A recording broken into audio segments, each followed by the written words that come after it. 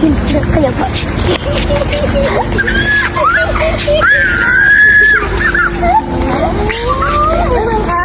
ข้างหลังกันค่ะนี่1 2 3 14 กุมภาพันธ์วันวาเลนไทน์ปีนี้สบายดีพี่น้องสวัสดีค่ะพี่น้องตามาเมื่อนี้ก็มาพบพ่อกับซ่องสาวตุ๊กชาแนลอีกคือเก่าเด้อ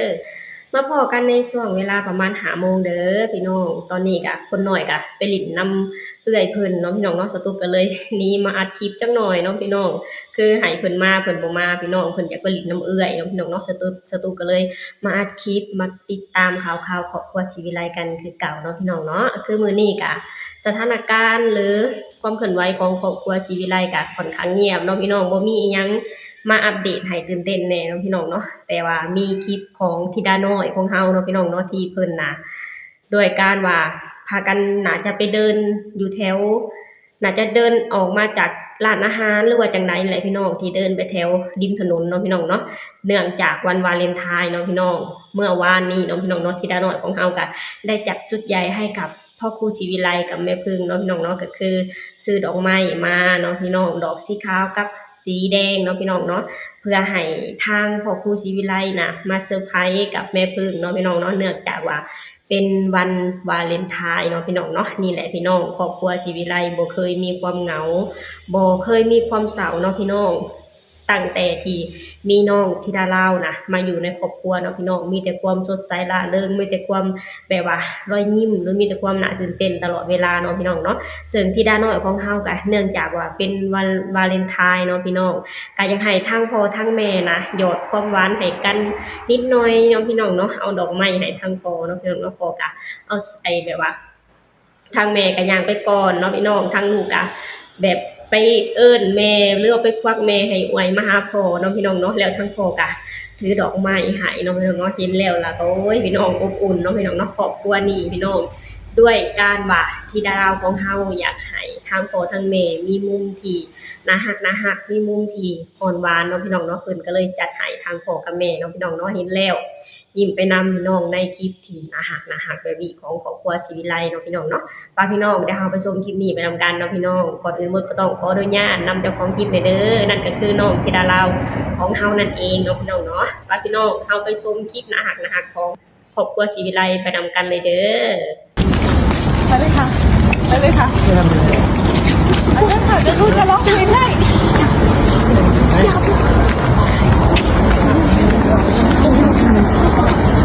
นี่พอเซอร์ไพรส์บอกรักไงก็กินขยับก่อน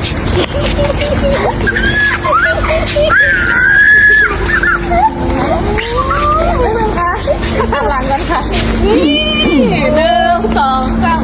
14 กุมภาพันธ์วันวาเลนไทน์ปีนี้เดี๋ยวขั้นก่อนปกติวันวาเลนไทน์เนี่ยเขาไม่ได้ให้แต่ดอกกุหลาบมันต้องมีแหวนเพชรสร้อยเพชรอยู่ข้างในเดี๋ยวทีเดียวอ้าวน้องต่อก็เลยจะซื้อทำไมมันไม่แต่ดอกกุหลาบซื้อน่ะก็ไม่รู้เราก็ตื่นเต้นแล้วเนาะมันกับผมมีดอกเดียวนี่เพื่อนถอดแหวนเนี่ยมาใส่ถอดแหวนเนี่ยมาใส่ถอดแหวนเนี่ย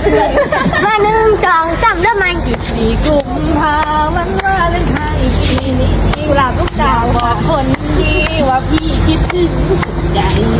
อย่ามาป้าพันไม่เชื่อคำพูดที่ชายถึงวาเลนไทน์ค่ะได้ดอกไม้ไปหอมแก้มเดี๋ยวให้รถไปก่อนพี่ความหมายนะพี่ดาความหมายสีแดงคืออะไรสีแดงคืออะไรรักแบบไม่สีแดงก็คือเจือนจางไม่ใช่รักแบบไม่เหือนครับอะไรเคยเจือนจางรักเดียวใจเดียวสีขาวรักบริสุทธิ์สีขาวคือศาสนารักที่บริสุทธิ์สีแดงคือชาติสีขาวศาสนาแล้วสีน้ำเงินนะสีน้ำเงินนั้นเอาอย่างนี้พี่ขอหอมแก้มทีหอมเลยแล้วพี่หอมแก้มเลยน้องขอหอมด้วยเย็นเนี่ยพอละบาท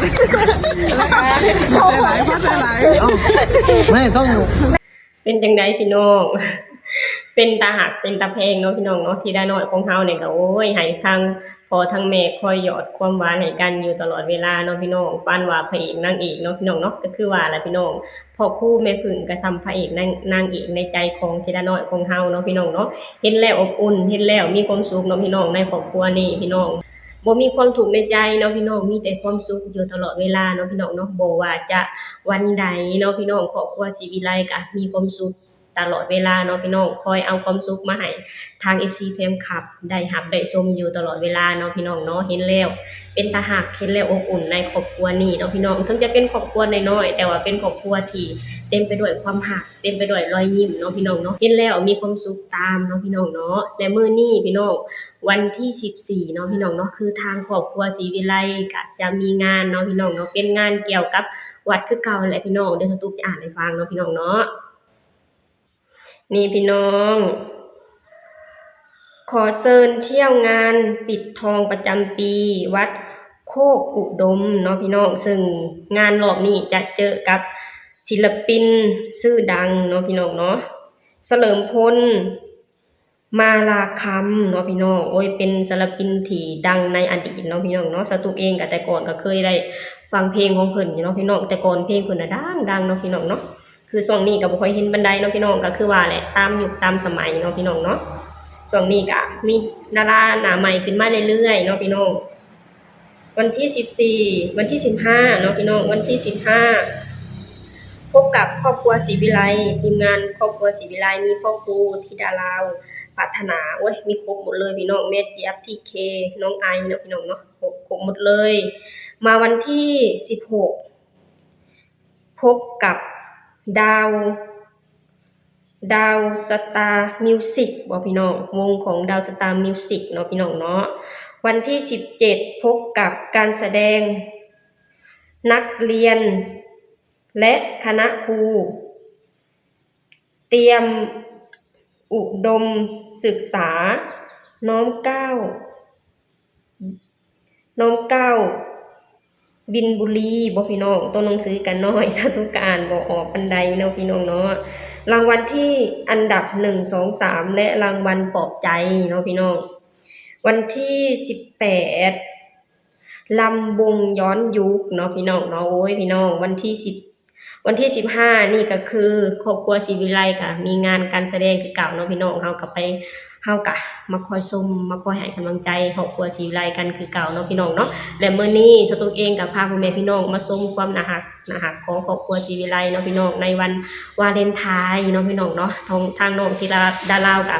ได้จัดความหวานหยอดความหวานให้กับครอบครัวศรีวิไลแล้วก็แม่พึ่งเนาะพี่น้องเนาะซึ่งเห็นแล้วแล้วก็เป็นตาหักเป็นตาแพงเห็นแล้วก็มีความสุขคือเก่าแหละพี่น้องอยู่ไสที่มีที่ดาลาวอยู่นั่นมีรอยยิ้มตลอดเวลาเนาะพี่น้องเนาะโอเคพี่น้องสำหรับคลิปนี้สตุ๊กเองก็จะขอจบลงเท่านี้ก่อนเด้อฝากให้พี่น้องช่วยกดไลค์กดแชร์กดติดตามให้ช่องสาวตุ๊ก Channel เด้อสบายดีสวัสดีค่ะ